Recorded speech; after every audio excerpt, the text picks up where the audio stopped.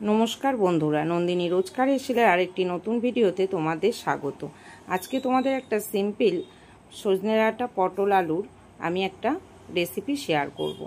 আগে সবজিগুলো কেটে ধুয়ে নিয়েছি। কড়াইতে তেল গরম করে আমি কালো জিরে শুকনো লঙ্কা ফোড়ন দিয়ে একটা পেঁয়াজও ফোড়ন দিয়ে দিয়েছি ছোট। তারপর সবজিগুলো ভাজা বসিয়ে দিলাম। 2 থেকে 3 মিনিট ভাজা হলে ঢাকা চাপা দিয়ে তারপর হাফ টমেটো আর গোটা 5-6টা কাঁচা লঙ্কা চিড়ে সেটাও 2 থেকে 3 মিনিট নাড়াচাড়া করে নিলাম। তারপরে দিয়ে দিলাম নুন হলুদ দিয়েও নাড়াচাড়া হয়ে গেলে 2 থেকে 3 মিনিট বাদে আমি জিরে ধনে দিয়ে আমি একটু ভালো করে কষিয়ে নেব, জল দিয়ে ঢাকা চাপা দিয়ে। তাহলে সবজিটাও সিদ্ধ হয়ে যাবে। যখন একদম শুকিয়ে আসবে তখন নামানোর আগে আমি হাফ চামচ কাসুন্দি দিয়ে 2 থেকে 3 মিনিট নেড়ে নেব। তারপর নামানোর আগে দিয়ে দেবো একটু ধনেপাতা আর মিষ্টি। তোমরা এই সবজিটায় কিন্তু বেগুন আর বড়ি অ্যাড করতে পারো। কেমন হয়েছে ভিডিওটা জানিও।